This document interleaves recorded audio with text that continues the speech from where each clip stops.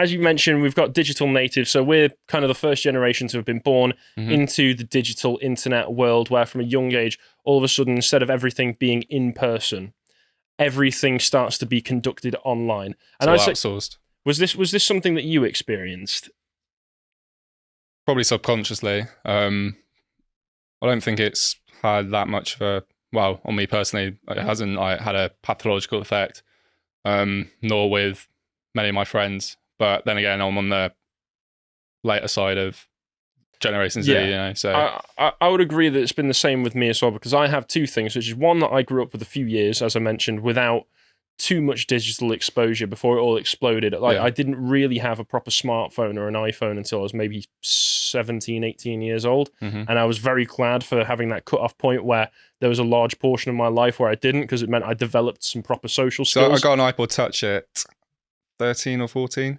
Yeah, but that was just to listen to music, wasn't it, though? No, that was the one that had all the was that the first internet one? And stuff. Yeah, that was the first one that had the internet and everything. So, all right. I remember in secondary school seeing a lot of people talk about, you know, you need to get on. I think it was MSN was the big one. Where, as well as BlackBerry, it was MSN. All of a sudden, people stopped seeing each other in person quite as much. But I had the fact that I had that cut-off point where I wasn't too connected to the internet until I was in my mid-teens already. And also, I have a boomer father. Of quite an old boomer father as well. My dad's born in the early 50s, and so he didn't want me interacting with some of this stuff, and he had a bit of an old-fashioned mindset, which has shaped some of my own views as well, that kind of saved me from it. And actually, thinking about it, I had a third thing as well, which I was in a relatively close-knit, smaller countryside, small-town community. I mean, Crewe isn't the most small-town place out there, but it's small enough that everybody kind of knows each other. See, I grew up in a village, went to school in a small town. As same as your dad, my dad's not a boomer, but he's, what's the generation after that? Gen X. Gen X. So he's born in 66. But both he and he's military, was military, so he had his own pretty strong views on things. And then my mum was very hot on not allowing us to spend too much time on the internet. Yeah, so. I had that where, you know, it was like, why haven't you gone outside yet? You've got friends outside, go, you know, I don't know if people even do it these days. Certainly some of the younger Zoomers, you'd go around and you'd knock on your friend's door and you'd spend time with them face to face. If you were going to play video games, you wouldn't do it online. You'd go sit on the sofa and you'd play video games sat next to them. And let's go through some of the other defining characteristics. So, members of Gen Z tend to live more slowly than their predecessors when they were their age. They have lower rates of teenage pregnancy. This is something that Carl has always talked about, with the fact that younger generations aren't having as much sex. And it's something that people like Chris Williamson harp on quite a lot. The fact that a lot of people, given the way that the digital age and internet dating, specifically dating apps that are really catered to really high time preference, low attention span, people like stuff like Tinder, have meant it so that you get like the top echelon of blokes. So the top 20% of men. Top 20% get like the top, the 80% of the women. Yeah. Whereas that leaves a lot of men who just don't interact with women in any sort of romantic way, because they don't know how to, because they've not been socialized how to. You're not going to be able to understand how to interact properly with women unless you're socialized to do that. And I think, you know, when we talk a lot about the weird gender dynamics that go on in the modern era, you end up with a lot of people who, because they're being taught a woman can be anything, a man can be anything, they don't know how to properly interact with women. And then that top 20% of men still do kind of know how to attract women. Yeah, if I'm correct, from what I've listened to on Chris Williamson, obviously he's great. I don't really listen to him much though.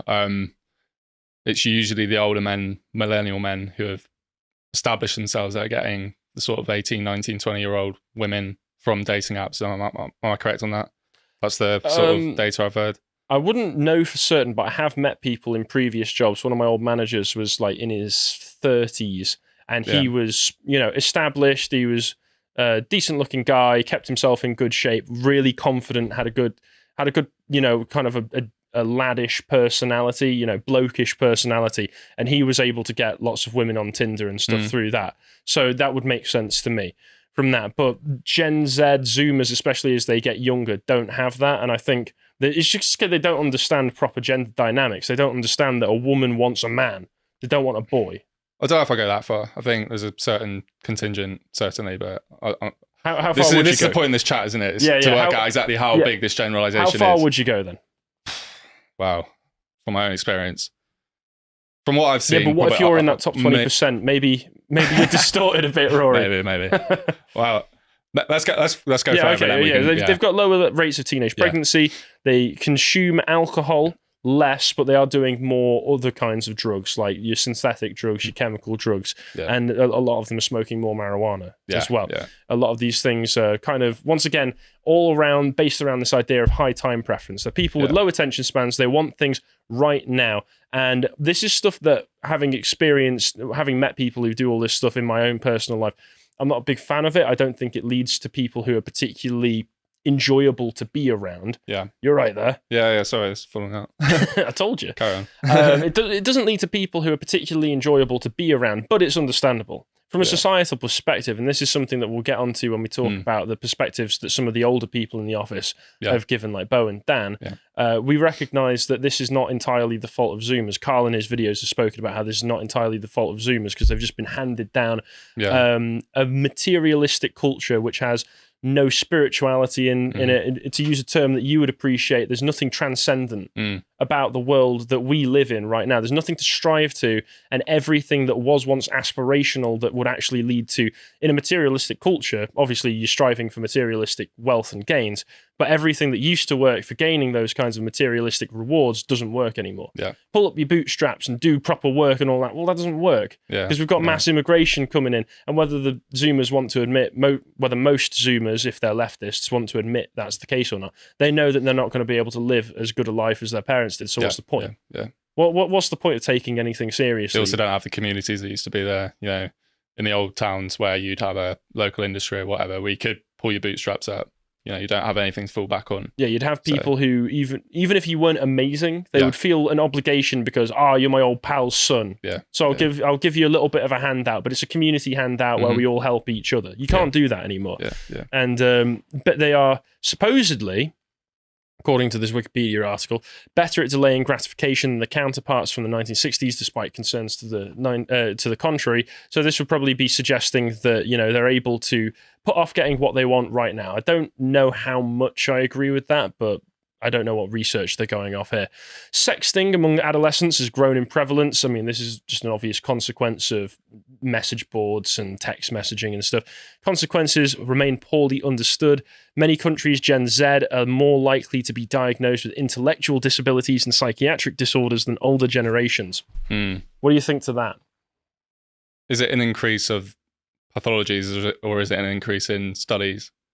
What do you mean? Do you think? As in, are they diagnosing it accurately or are they over-diagnosing? Is that what you're saying? Yeah. Are they doing more studies and are they diagnosing correctly and accurately? I imagine it'd probably be a bit of both. You will get people who are being over-diagnosed, and I do think going to refer to, of all people, Paul Gottfried in here. He's got the idea of obviously we live in the managerial state, but part of the managerial state is the element of the therapeutic state. Ever since Freud, you'd have people kind of pathologizing normal behaviors. So you take a kid, you take a little boy, you put him in a classroom for 6-7 hours a day, where he's not in his natural environment. He's not in somewhere where it's able to stimulate him in the way that you need, activity for a young boy who wants to get about, move, play with his friends and learn in a more kinetic manner. And then you turn around and you say, oh, well, he's only like that. He only has no attention span because he's got ADHD. So we're going to give him drugs that will ruin his attention span even more and make it so he's not going to be able to function in any way. That's what happens. And then you also get the idea of other normal behaviors like, say, looking at sexual degeneracy everywhere around the place. And that's just immediately pathologized. You're just told, oh, if you don't think that it's normal for drag queens to be about the place constantly everywhere, then you've just got some kind of sexual repression, mental illness.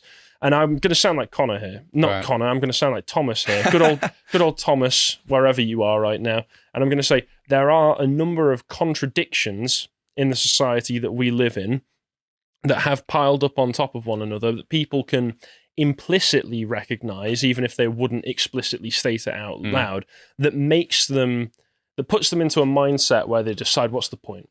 What's the point in trying? I know that everything I'm going to try and do is fail. I know that if I try and behave in a way that feels a bit more natural to me, I'm just going to get mocked for it and insulted for it. So why not just embrace the nihilism? Yeah, I'm not sure if I'm that fatalistic about it. Again, it comes down to contingencies, and I think it's one where you're situated. I think within urban areas, that's certainly more of an issue. What you're talking about, well, there's this disconnection of place basically, and no community. I think it's difficult to say about the States because I don't really have any experience in the States. What, in the US? Yeah. But yeah, well, we're talking about England primarily. Yeah, Obviously, a lot of the information comes from America, but I think we're basically an American vassal state that copies a lot of the culture. So I think it can probably apply to both places. Yeah. Or at least with Zoomers. Yeah, it comes down to geography, socialization, and parenting, So that's my sort of thesis on it. All right, so apparently, according to this, there's a big gender gap in attitudes. 16% female respondents and 26% of male respondents say they've never visited museums, so there's less of an interest, perhaps, than older generations in what came before them. This is something that I can just say outright is the case in people that I've known. You have an interest in trains and history and such like that, but I do think there is an intellectual gulf in, not necessarily in capability, but in actual interests, in intellectual interests. Younger people, it's rarer for me to be able to go to a pub and meet people who are just interested in history. Callum and I were talking on the podcast earlier and said that for a lot of people, there are just three main reference points for history these days, which is slavery, Jim Crow, civil rights. No, sorry, slavery, World War II, civil rights. And I think that is an outcropping of the education system that we've been raised in, because those are the most three convenient points to be able to point back to in time and say, if you have anything resembling anything of a societal attitude that looks like what these people believed in, if you pride yourself in the country of origin that you come from, you're just like the Nazis were, all that sort of stuff. And so because of that, I think it does shut off people from wanting to learn about their history, because they worry, if I learn about my history, I'm going to become like the mid-century Germans. Either that or they're just plain ignorant to it. Well, yeah, they are ignorant to it, but I think there's a reason for the ignorance, and I think a lot of this stuff compounds on top of one another. And here's one for the United Kingdom. UK, teenagers now prefer to get their news from social media networks such as Instagram and TikTok and YouTube rather than more traditional media such as radio and television. And for our viewers watching this, who we know watch some of our content on YouTube and some of the other platforms like TikTok and such, when you get the little shorts, that's absolutely fine. But for most people, that's not going to be good, because they're going to be getting like, what could you call it? They're going to be getting McNews. Well, there's pros and cons, isn't there, I think? There is pros and cons to the expansion of being able to access the internet and watch stuff through there. Well, also, if people are watching TV less, they're getting less regime programming, right? Possibly, but possibly not at the same time. If you're getting like the Logan Paul viewers, because Logan Paul, people like that. Logan Paul, I think he's got his own podcast now, Impulsive. Seen a few people. He'll be talking about current events and stuff like that. And am I going to trust, when I've got kids, them to get accurate news readings from somebody like Logan Paul? I very much doubt it. And you do have, I've looked into people like this. There's a guy, what's his name? Matt Bernstein, who is kind of what I would call a regime propagandist, who makes these little infographics that he puts out. They've all got the same color scheme. They got like a pink into a faded purple color scheme, and they have lots of eye-catching graphics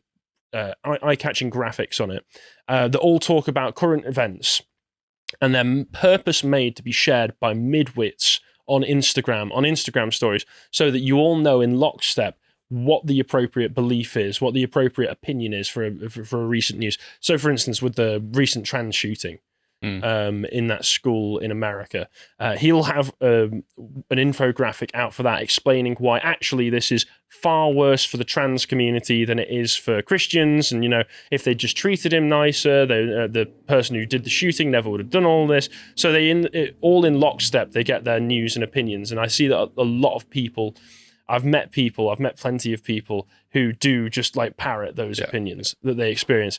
But we've mentioned TikTok. One of the most important aspects of Zoomer culture, I think, is the sense of humor, which can come across as really, really obscure to a lot of people, and honestly, annoying and weird and not funny. And let me just say this.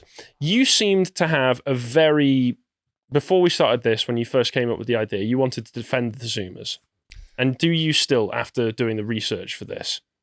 I mean, not completely defend, but I think there's... You wanted to highlight some of the more positive. Yeah, I think there's hope where some people might not see any. But yeah, we had a good discussion about irony yesterday because I've never really thought about it. Rory is so Zoomer. He lives under so many layers of irony in his day-to-day life. He's growing a mullet, which is obviously not a real mullet. That's for sports reasons. You know. Oh yeah, that's so you can get the down. What was it? The downforce on. Yeah, the downforce. When I play rugby, so. Yeah, so Rory lives under so many layers of irony at this point that he doesn't understand what irony actually is. To watch the full video, please become a premium member at lotuseaters.com.